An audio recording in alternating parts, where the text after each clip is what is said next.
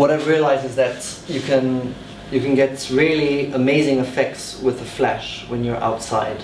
That means that you can isolate your subject in a very beautiful environment, like a very natural environment. So there's no preparing things. You're just like, oh, this would be a great location. You bring in your model there and you shoot them, or you're looking for just people in the streets that you can shoot and then you shoot them.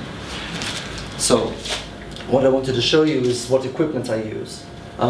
Sometimes when you have to, has anybody done any like flash and studio photography here?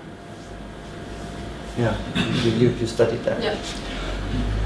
So basically, when you've got the studio photography, you need to plug into the wall. You need electricity. So a lot of times you take like 2 lights. You're quite limited in terms of your flexibility. So I've now what I do, I just take one umbrella and on a stick, and I have a flash head, just an external flash. I wanted to show you here.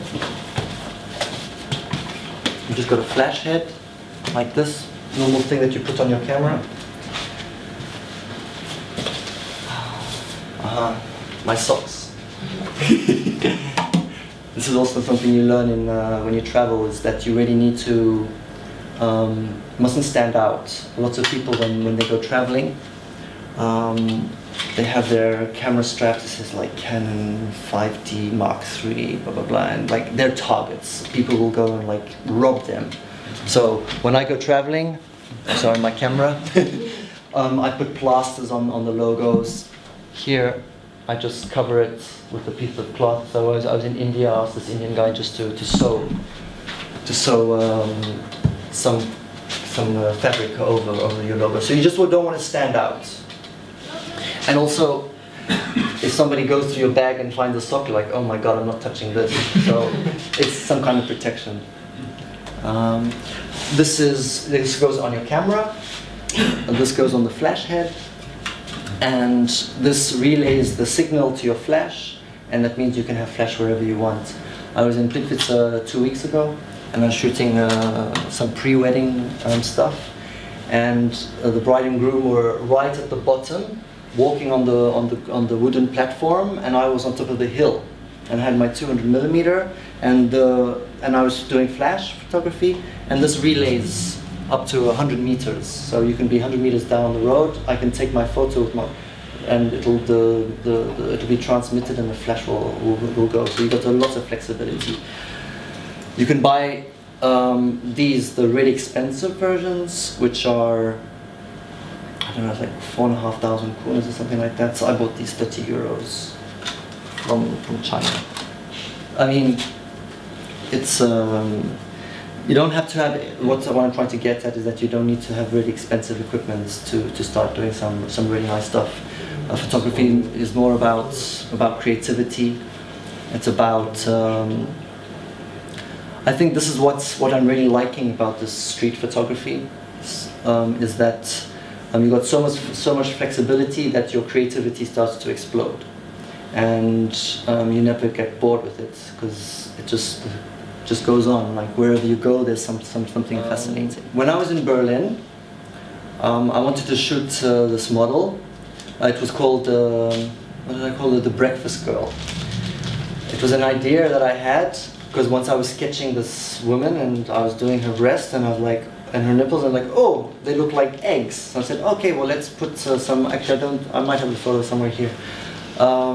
So I thought, oh, it'd be nice to put like fried eggs on her breasts and then bacon on her lower area, and so this girl, she accepted. I told her about my project and everything, and she said, oh yeah, why not? So but she was basically Queen of Germany or something like that, some kind of parallel competition to like Miss Germany, whatever. That was in Berlin. It was in, sorry? That was in Berlin. That was in Berlin, yeah, 2006. I can try to find the photo and I'll show you. Actually, I do actually have it here, and I'll show it to you after. So I went into the studio.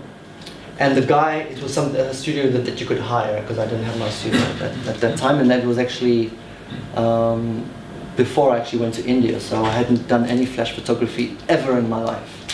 And the guy said to me, and this is one rule which is like stuck with my head, he says, you know what, there's only one sun, there are not two. So photography is light and shadow. So you have to really use that combination. So if you have a flash from here going, you're going to have like a nice, like full face full of light. But if you put it to the side of the person, then you're going to get like really nice light here, but completely black here. So you can really play around with it. So yes, I shoot with one flash. Okay. And again, you know, when you learn about photography, when you're working with flash, you understand like the aperture. The aperture is going to create the intensity of the flash, and then the shutter speed is going to create the background light. So you can minimize the background light by making a faster shutter speed. You can play around just with one flash. So as working like as a photographer for stock, my mind has always been like, okay, you have to shoot photos and you're going to put them online and they're going to sell. And I was missing this like whole story to my photos. And having discovered like this flash photography and being a travel photographer and wanting to tell a story, I finally come to a point, and it's taken a while, a long time in my life. I mean, I went to New Zealand, that was in like 2003, so that's like nearly 10 years ago. And at that point I said, I want to make documentaries, and that's 10 years ago. And I made a few little reports, but never anything. And today, I mean this week, on Monday, I started my first documentary.